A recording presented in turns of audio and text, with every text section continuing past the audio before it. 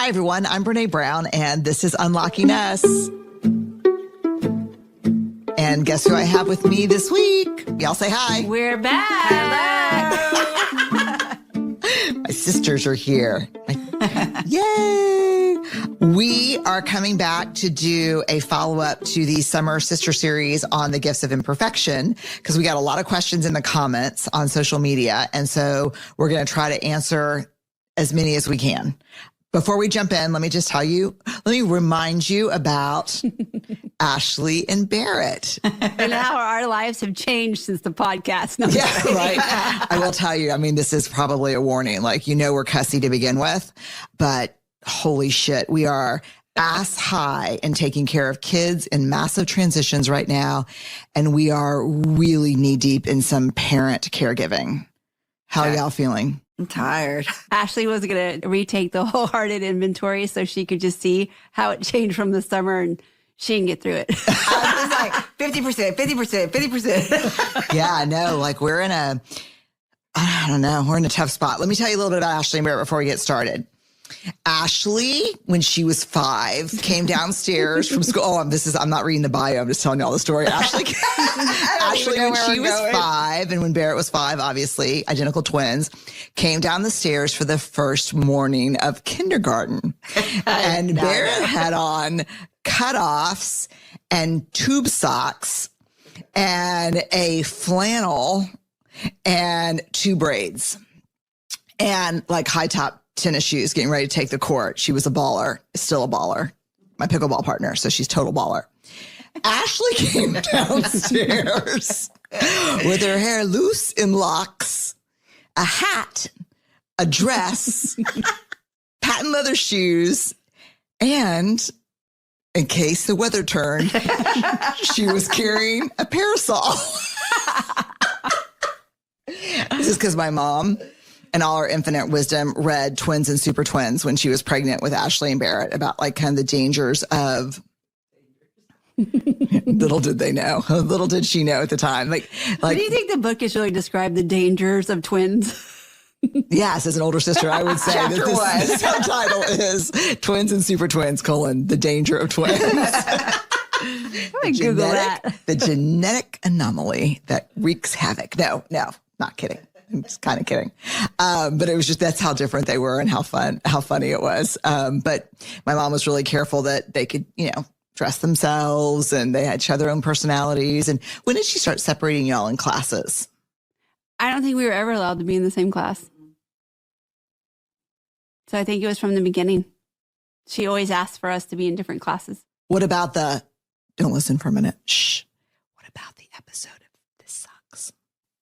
Oh, yeah. That was in middle school. I think by then it was just whatever the schedule said. That's what we did. Yeah, this is the story where the teacher handed out a test that I had been studying for a long time, because if I got an A on this test, I got an A in the class. So Ashley had really been pouring herself into this test.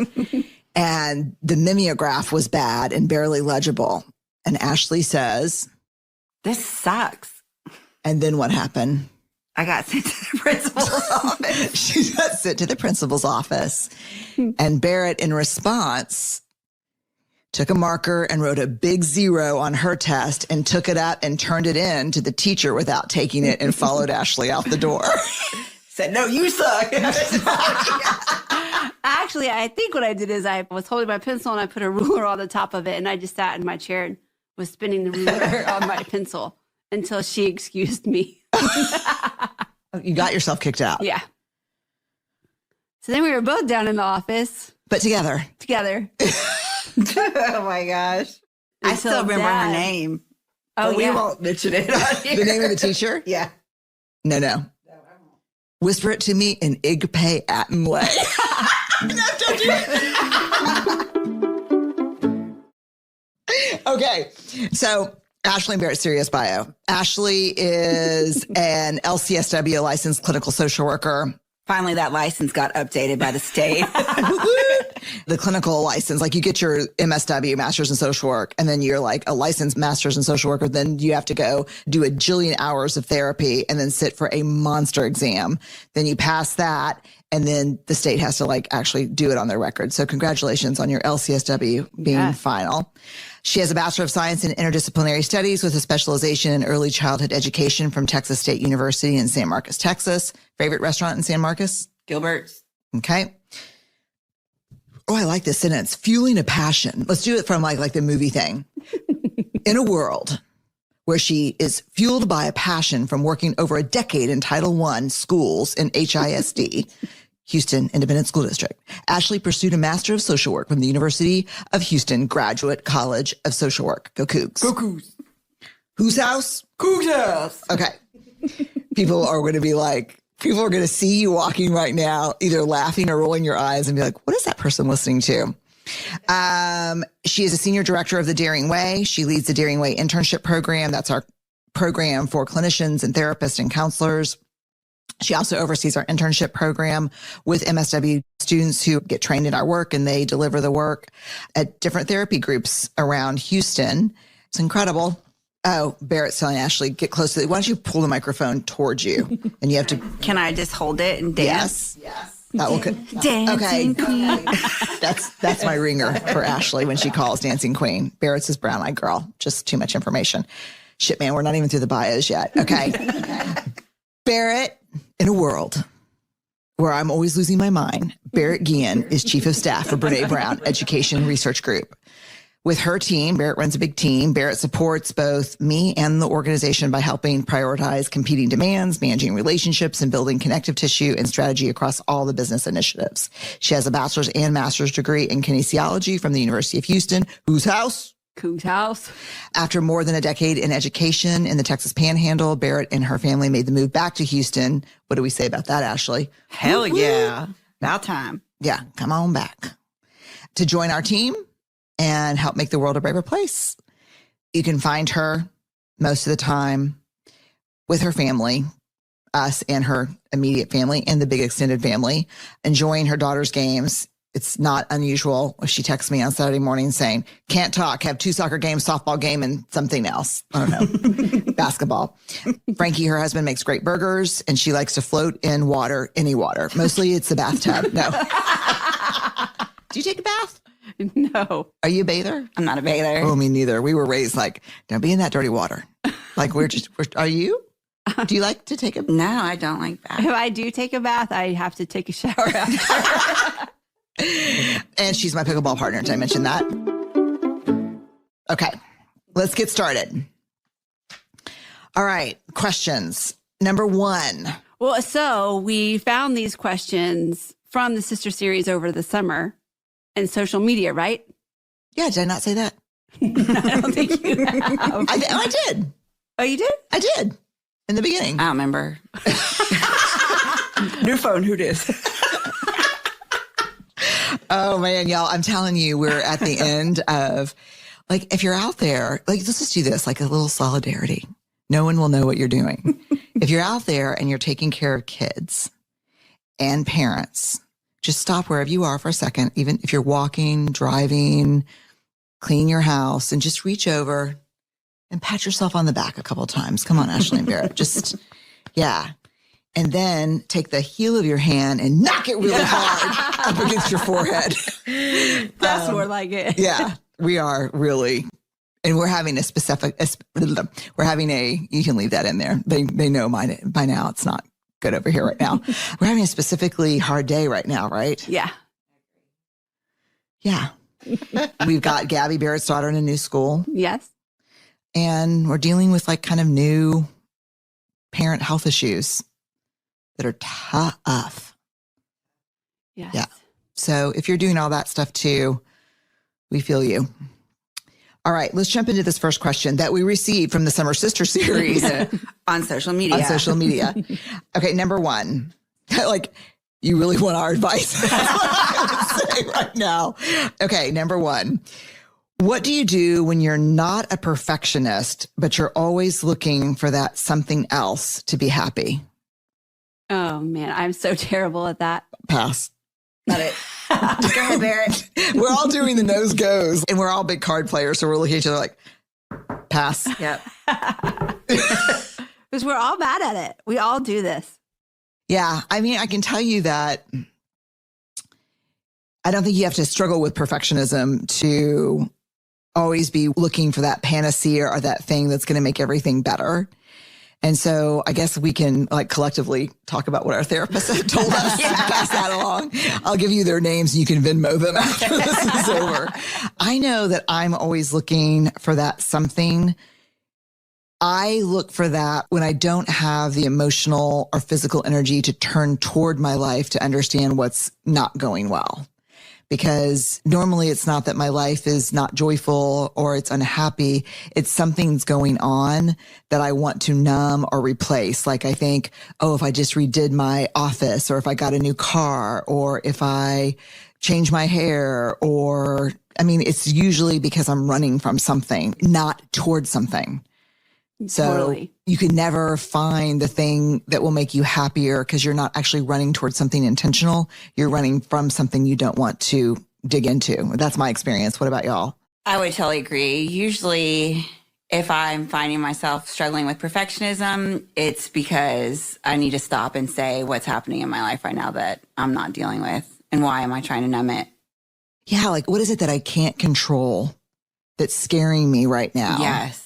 That I can't make perfect, that I can't get into order, that I can't put in the bento box.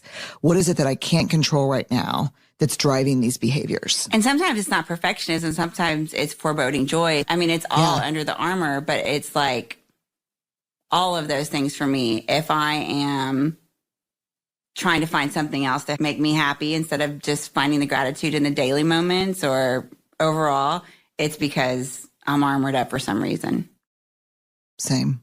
Barrett? Yeah, same. I do the same thing and I can just like be like laying, I don't know if y'all do this. So if you don't, just say you do. So I'm not alone in it. So you want us to lie? Yeah. That's good. We got you. Like, I don't know if y'all do this, but sometimes I'm like making up a workout routine in my head for a bit. Like when I'm laying in bed, I'll like, oh, I'm going to start doing this. I'm going to start doing it Monday. And then Monday comes and I have like a little cough or something. I'm like, I'm really sick this time. So I have to wait until next Monday. I don't know what you're talking about. No. So it's like always waiting for that something else. It's like, I don't know what's getting in the way, but it's usually not the little sniffle. I do the same thing. I mean, there is nothing better for me, especially when I'm thinking about like healthy eating and not dieting or restrictive, but just healthy eating. There's nothing better for me than the meal that you eat between the commitment to change your eating habits and then the start date. Yes. Like that meal, that chicken fried steak. Best ever. Best. Mashed potatoes, cream gravy. Best. Cornbread or roll? Roll. With that meal, roll. I'm roll too, but butter, right? Yeah, Yes. because you have to have it for the gravy. Yeah. Totally. Like butter on the roll, butter on the mashed potatoes. But while we're at it, we should just go ahead and plan the next night to have chili with cornbread since you brought it up. Yeah, I think running towards something with intention is sometimes okay, but running away from something and toward whatever will grab you out there to make that thing that you're running from better, that's why I think the emptiness. Yeah. And I think you really touched on something because like the emotional bandwidth, sometimes for me, it's about discipline. And I don't know about y'all, but I have just felt so exhausted for like the last 6 months. And so especially right now, it's like even harder, I think. For me, it's been since COVID. I haven't been like my full. Yeah. I don't think people understand the physical toll that emotional labor takes. Jeez. Yeah. And those small moments that fill you back up after you go to hard places have been non-existent for a lot of people. So for a lot of people, it could be laughing about a TV show at the kitchen bar with all your friends at work. Well, we haven't been in the office since March of 2020. So those little small moments that can fill us back up and bring us joy have kind of been non-existent through COVID and the pandemic. It's been hard. And I think when you're in something really hard, like caregiving for parents, you just keep doing the next right thing. But I think if you pulled out of it and thought, wow, let me observe what's happening, you'd be like, oh, I can't believe they're still standing right now. Yeah. You know, and I think you don't have that luxury when you're in it because you just got to keep, Yeah. It doesn't stop. it doesn't coming stop. at you, It's unrelenting. Yeah. And it's emotionally painful and physically painful. So I think, yeah, I get running toward, what is it, just out of curiosity? What kind of things do y'all run toward? Like, what is this something else that you look for sometimes to make you happy? For me, it's either organizing, redecorating, or some type of activity. Like, even if it's like, we're going to have a family walk the dog every Tuesday, Thursday, and Saturday, like some type of movement. Yeah. I would say it's definitely planning or organizing. Like, I'm going to plan and organize because those are some things that I have control over. Whether or not I follow through, at least putting that down on paper. Like, I have a Trello board for my house, and every board, different room, it is like organized so you cannot even believe it. Me too. None of them really say complete. And it's so hard because like you have a beautiful Trello board, a beautiful Pinterest board, and a shit ton of things in your shopping cart. But that's it. Yeah. Oh my God. Do y'all know over like the last 10 years, I bet I've bought $5,000 worth of scrapbooking materials. Yeah, I do because Gabby has those now. Great. Then I don't feel bad about it at all. Yep. And one time I was like so sure that I was going to do it. I bought y'all stuff, remember? Yes. And we were all going to do it together. Yeah, we even had our own little mini printers. Yeah. When I say I go in hard. But I've never made a scrapbook. But that's all right. Okay. Those memories are in your head. Yeah. Look how happy Gabby is with all my equipment. Totally. Okay. How do you manage upset responses from others after choosing discomfort over resentment? Fuck you. No, I was going to say resentment. Oh boy, you caught us on a bad raw day. No, really. How do you? Oh, it is like you muster up the courage to like really stand your ground and be in your boundaries. And then they're shitty in response. It's like, no, sir, not today. Sit down. Sit down. All right. So if we break down this question, how do you manage upset responses from others after choosing discomfort over resentment? So for those of you new to the choose discomfort over resentment, that's kind of our boundary line. So when we have to set a boundary, it's really hard. And a lot of times when we choose not to set a boundary, it's because we're choosing to portray ourselves over being disliked or disappointing someone else.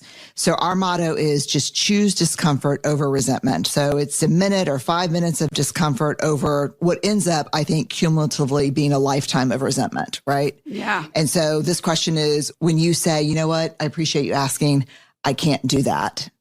And then they come back with something that's crappy. How do you handle that? And I think for me, it happens to me all the time because you see, I mean, Barrett, especially in work, you see me set boundaries all the time and people will come back and be shitty about it. And I'll just say, I understand that you're disappointed or upset. I'm not able to do that. Yeah. Thanks. I'm really pretty good at it. And when you're like trying on boundaries for the first time and people aren't used to you being boundaried, Ooh. the people around you, it can be really difficult for them to understand where you're coming from. So they can be crappy. Yes, because so many of us have set up relationships where we have convinced ourselves that the value that we bring is saying yes to everything. And then entire systems, family systems, partner systems, work systems are set up around us being the yes person. And let me tell you something, you don't in a system, throwing it back to systems theory, Ashley, from social work school. When you are in a system and you change who you are and you start choosing self-respect and self-love over, taking care of other people when you don't want to, the whole system reverberates. That's why in social work, we study systems theory. One move shakes the whole thing. Yeah. So Barrett, that's a really good point. When you start setting boundaries, a lot of people can be like, wow, who do you think you are? Or, where does that come from? I'll tell you that I can remember the people involved. So Ellen must have been in middle school maybe, but I was asked to do something for the school and I was standing with a couple of other parents. I think these happened to all be moms. And the principal asked me if I would do something. And I said, no, I really can't take that on right now. My plate's really full, but please ask again. And the principal said, she was great. She's like, oh, great. Thanks. I'm glad you said no because that means I'll ask again if I know that if you can't do it or if it doesn't work, you'll say no, which is just something that people don't think about. Like I'm much more comfortable asking people for things if I know they'll say no if they can't do it. Yeah. And when I walked away, the two women I was standing with were like, oh my God. Like as if I were in there. They're just talking about me to each other. She just said no. Like she said, no, I'm sorry. I can't do that. And it was like shocking to them. And they were so they didn't even, it was like I made up that they didn't even know that was in the consideration set. It's hard. And let me tell you, in your family too. Talk a little bit about being a boundary bully. Just give us a 2-minute rundown on the boundary bully. Oh yeah. When I first started trying out on boundaries, I was awful. Like I swung way too far the other way. Someone would say, oh, this is great. This is a good story. We were pretty strict around violence on television with my kids growing up. Let me just tell you this. This is an aside. Do you know that Ellen, who's now 22 in graduate school, do you know that Ellen tells me that there's a meme, an entire club of people who are identified by not being able to watch SpongeBob growing up? Like, oh, no. Like they made that's like a joke. Like, wow. Were you or were you not like dividing into two groups of people in college? Those who could watch SpongeBob and those who could not. Yeah. And I did not know that. Yeah, my kids could not watch SpongeBob. Same. Is that because I didn't let mine? I'm the oldest? Probably. Thank you for that. Sorry to my sweet nieces. No, we thank you for that. Yeah. Yeah, we were. So no, that's not violence. But so Charlie and Ellen watched calmer movies till they got older, and it was Charlie. Charlie ended up going to a friend's house for a play date, and he was probably in 3rd grade. And the mom called and said, "Listen, I just wanted to let you know." Oh, I'm conflating two stories. Hold on, let me tell both. First, it's Ellen. She's going to a sleepover. The mom calls and says, hey, we're just going to do pizza, a movie, and then cotton candy or something. And I said, great. And she said, I think we're going to watch this movie. And I was like, oh, you know what? We're really cautious and thoughtful about what our kids can watch. And we like to use common sense media. And we just really feel like that's super inappropriate. Like I was like shaming her and being judgy McJudge, which is a boundary bully. Look at me. I'm so thoughtful and like blah, blah. In return, that means you are not. Yeah. In turn, that means you're not being thoughtful, as opposed to saying, you know what? That's probably over Ellen's head. Would you mind doing another film or another movie? But that's healthy boundaries. But at first you can be a boundary bully. Like, yes. Yeah. Like hands on your hips, your boundary cape flying in the wind. Don't mess with me. I got boundaries galore. Yeah. No, the other one was actually a good one. This was another kind of cool lesson. I always think about kids making the transition from compliance to commitment. So when they're little, they have to comply with your rules. And then as they get older, what you're looking for is commitment so that they follow the values of your family, even when there's no one watching. And I remember Charlie going over to a friend's house in 3rd grade, and the mama said, do you want to come pick him up or I'll send him down the street? And I said, sure. And she said, I just want to let you know that we were watching Jurassic Park. And Charlie said, I'm sorry, I'm not allowed to watch that. Can we watch something else? And she said, I just thought that was really great. She said, I was a little concerned because like my 3-year-old, my kindergartner were watching it too. And then that's when I knew I wasn't. And I was like, you know what? It's probably great for some people, but for us, he hasn't seen anything like that. And so probably better that he watches the first time with us. Have y'all been boundary bullies before? 100%. Yeah. Yeah. I can't think of any specific examples, but I think I even came to you and I was like, whoa, I am like out of control. And you're like, let me tell you the story about boundary bullies. And I was like, that's where I'm at right now. I think it's when boundaries have self-righteousness attached to it. Mm-hmm. It's hard to try them on though. I mean, it's hard because I definitely fall in the camp of finding value and being the take care of everything, can say yes to everything. So trying on boundaries is hard. But let's talk about that, because I have value in being the yes person and not disappointing anybody either. But then I do disappoint people because I can't deliver or I'm late or I cancel at the last minute. Disappoint yourself and have to choose commitments at work that I said yes to over my family. And then there's grief attached to that and rage. Yeah. And so I think pretending that we can deliver on things that we actually can't deliver on because we're afraid to say, I need help or I can't do this, ends up hurting a lot of people, not just ourselves. It's really hard too, because like the work that I do, there's so many people in the world that might not have places where they can go and ask for help. So when I heard you saying that, I mean, like the first thing that came to my head was, I feel so lucky to be in the opportunity where I can ask for help, where That's I right. can stop and say, oh my God, Brene, I'm like out of control. And, you know, to be able to talk about it or to call Barrett. And so one of the things that I see is like this real struggle of what do I, like this, even this question, like, what do I do when people are upset or hurt and where can I go? So many people don't have that. And I love the idea of talking about how we can cultivate new friendships or relationships around being, I don't know if it's an accountability partner or maybe just someone I can check in with about it. So I was just thinking that when you said that, all of that came into my mind when you said that. Yeah, no, because I'm thinking about, you know, a lot of the clients that you run groups Yeah. with that don't have a safe place to try on or say, wow, Yeah. that shit didn't work today. Yeah. Yeah. You know, and the consequences are huge sometimes Yep. if they make the wrong call. Yeah. Yeah. So to be able to practice them even maybe before you put them into place. Or a lot of the times when I think about this question, I think about living big and this idea of the grief that can come with it. So we set boundaries, but when we set boundaries, there can be this really hard, sad grief part around the boundaries because sometimes we lose people if that boundary isn't met, you know, in a personal relationship, family, stuff like that. And so just to be able to have someone to check in with and look around what that looks like.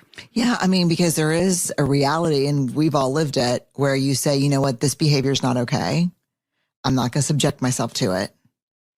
And that person says, you know, then see you later. Yeah. And that leaves you in a really painful, can be really painful, especially with people you care about and love. Yeah. And then you have to think, wow, if that's the case, if I'm making a reasonable request about how we show up with each other and that request is met with, you know, then fuck you, this relationship's over, then what were the terms and conditions of that relationship to begin with? Yes. Yep. Do you know what I mean? Totally. It's really tough. Boundaries are really hard. Prentice Hemphill is a therapist and an embodiment coach, and they have the most incredible definition of boundaries that I just keep going to often. I actually write about it in Atlas of the Heart, that boundaries is the closest distance at which I can love both you and myself. That kind of just felt like a little punch in the gut. Mm-hmm. The closest distance at which I can love both you and myself. Sometimes it's so much harder to love ourselves than it is to love other people. And so to get to a place where you can do that is really cool. Yeah. It's powerful. Yeah. Ashley mentioned living big. Is that from Rising Strong? Yeah. And it's something that we try to practice, what boundaries need to be in place for us to be in our integrity and be generous toward others. I think let's do a sister series on just living big. Can we list people that we have to do it with? That math teacher is still in my head. No, we cannot list anybody. No, I don't even love that session. Yeah. Yeah. We'll do a living big. Yeah. It's one of the toughest things we teach. People get pissed. Hard. It's hard. We'll do. It's one of my we all went favorites. Texas. It's hard. Weird. Okay. How can you tell the difference between polling and genuinely seeking advice from people who matter? We did this actually on the sister series because I don't know if y'all remember, but we were talking about polling and I said, oh, I was totally polling because I was like, guys, which middle school should Amaya go to? And then we started talking about what the difference was between that wasn't really polling, that was actually seeking advice from people that I trusted and meant a lot to me. And so I think that we could give some really good examples around this one. Go for it. I'm always like, when I'm polling, I'm polling. I know I'm polling, and it really doesn't matter what your opinion is because I already know. I just want to know what everyone else thinks. And I want you to know that I'm struggling. And so for me, it's neither of those. It's not that I want you to know I'm struggling and I don't want to know what your opinion is because I really usually don't give a shit. It's just if things go bad, it's your fault too. Yeah, I need like misery doesn't love company, it demands it. Yeah. Another great saying brought to you by the 12-step rooms.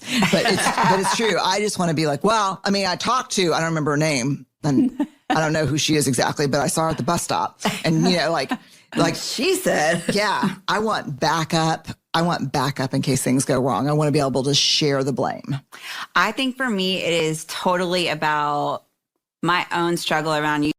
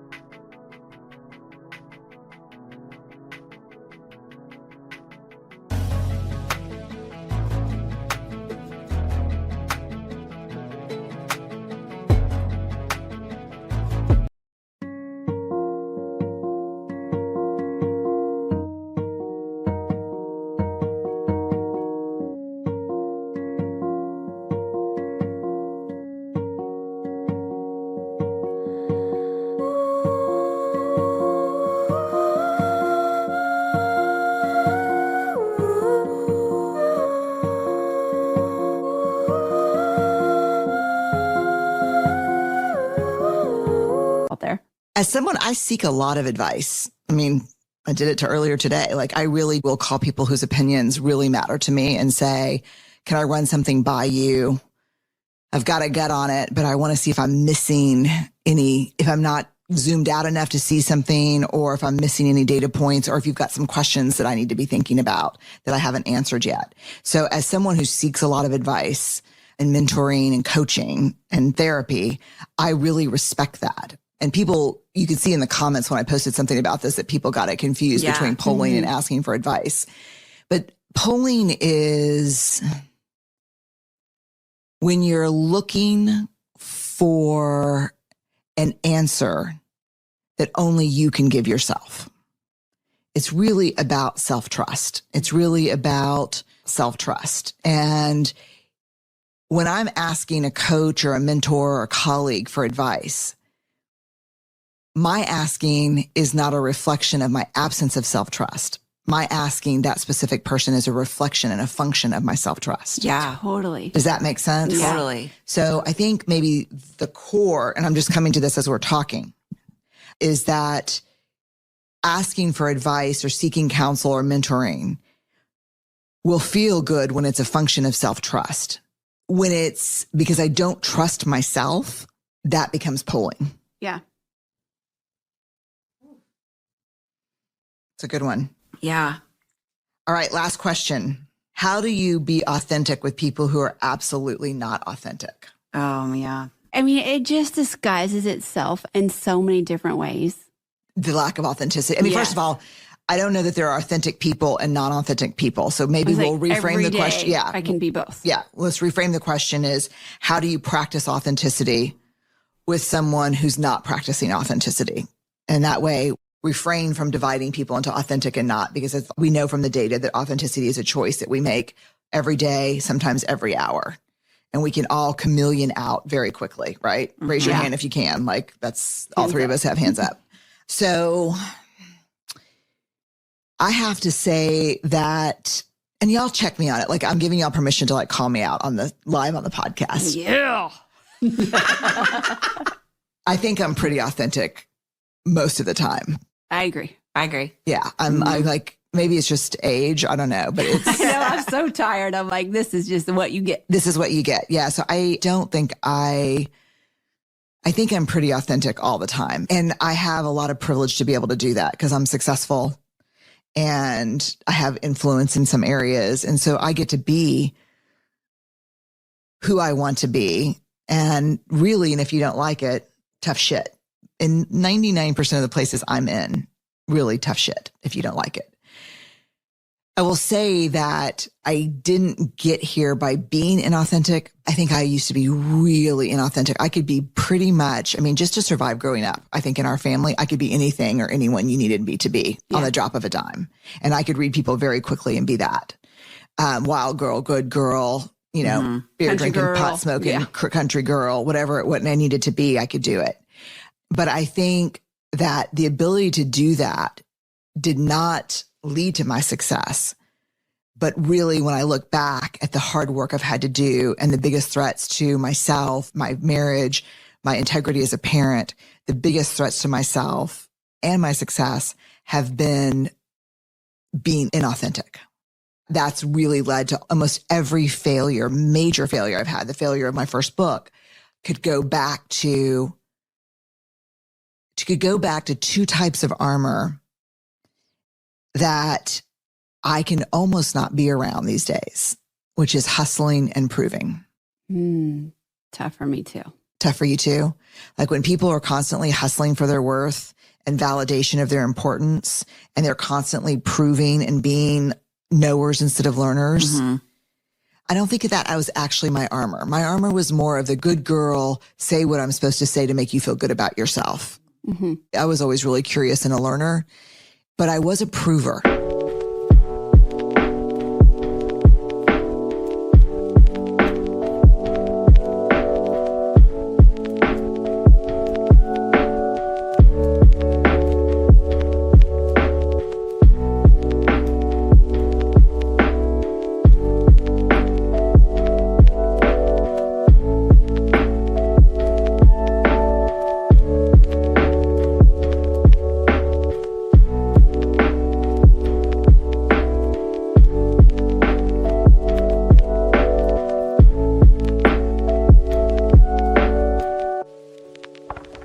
I would take on way more than I could handle. I mean, y'all have witnessed that probably for a solid, at least decade.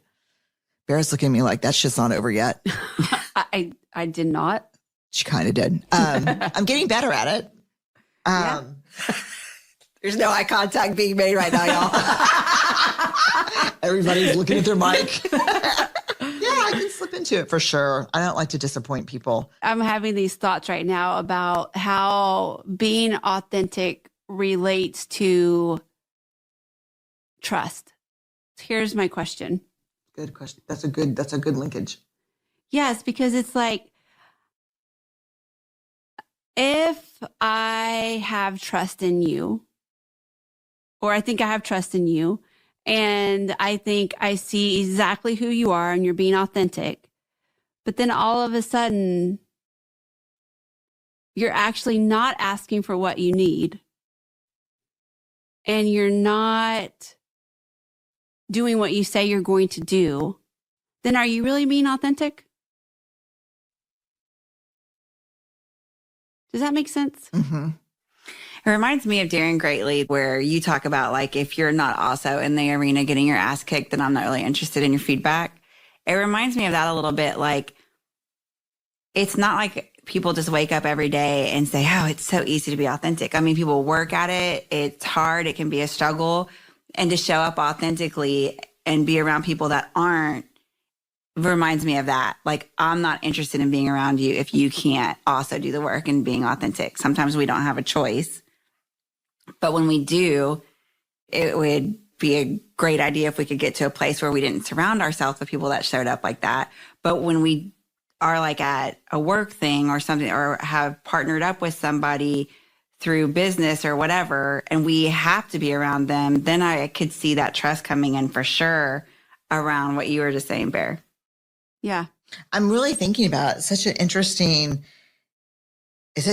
connection y'all are making. I think if you think about braving, boundaries, reliability, accountability, vault, integrity, non-judgment, and generosity, I don't think when I'm not authentic, I'm not in my integrity. Yeah. And I'm also not reliable because you don't know who you're dealing with. Yeah.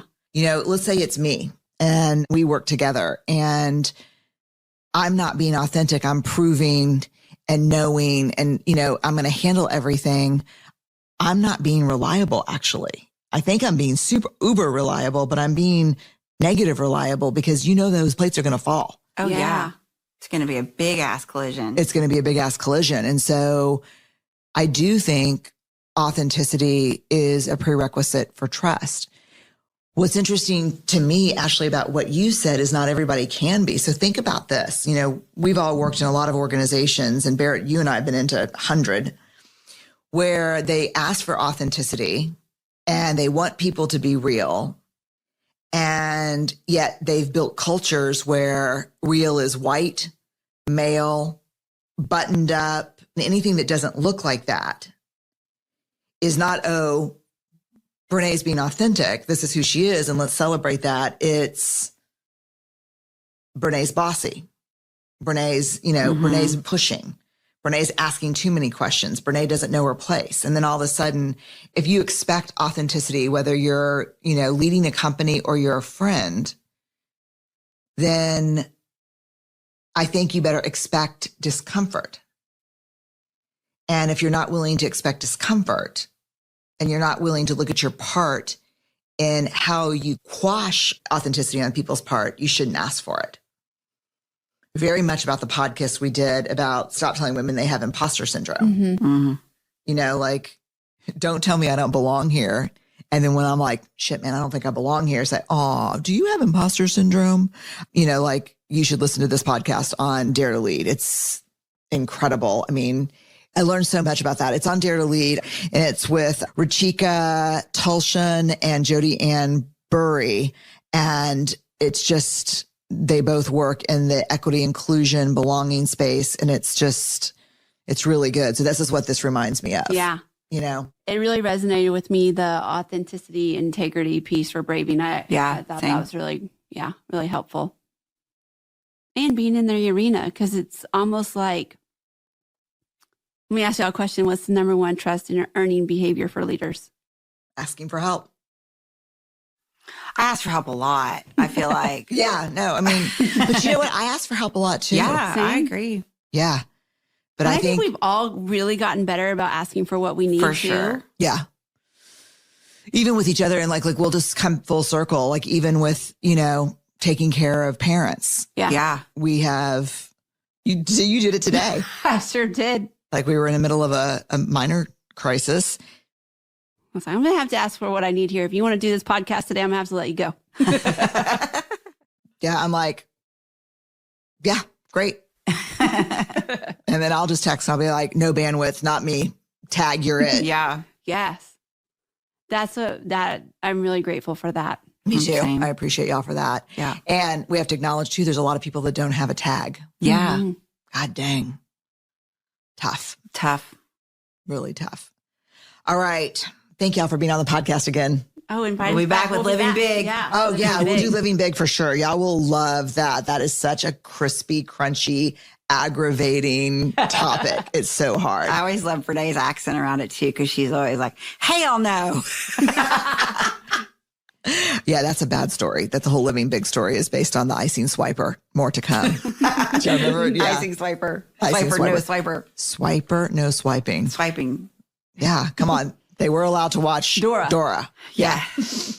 And Miguel and Diego. Jesus, no. Maya and Miguel. Oh, I don't know them. I do love the Backyardigans. Oh, wait. Me too. Have y'all seen on TikTok? Like, I don't know, we're newer to TikTok. At least Ashley and I are. And now we're like in this rabbit hole of TikTok. But it's like the people get together and they sing the intro to the Backyardigans. Have y'all seen it? Oh, yes. It's I have so not. cute. Oh my God. It's a total thing going around TikTok about 6 months ago. I'm behind. It's I okay. used the word chuggy in front of Brene, and Brene looked at mine and said, isn't chuggy? I was like, oh, whatever, y'all. I don't like chuggy. I think it could be shaming. Well, we could just have a story. We could have a podcast about chuggy. Yeah, because does that mean like that's out of style? Yeah. Think about all the people who said my clogs were chuggy. And what's the key to the clogs? You just don't ever stop wearing them from the 70s. They're back. They never were out. Well, if you ask my feet. If you ask my feet. Right now, I just saw this article about the shoes you should get for the fall, and there they were. And who's been wearing them every fall since 4th grade? Brene Brown. All right, y'all. Thank you for joining us on Unlocking Us. There's no information to give you here. Call your local mental health professional if this has been too much for you. We're here on Spotify, and join us in staying awkward, brave, and kind. You can see that's a genetic trait, all three of those. We'll be back soon. Thanks. Unlocking Us is a Spotify original from Parcast. It's hosted by me, Brene Brown. It's produced by Max Cutler, Kristen Acevedo, Carly Madden, and Tristan McNeil, and by Weird Lucy Productions. Sound design by Tristan McNeil, and music is by the amazing Carrie Rodriguez and the amazing Gina Chavez.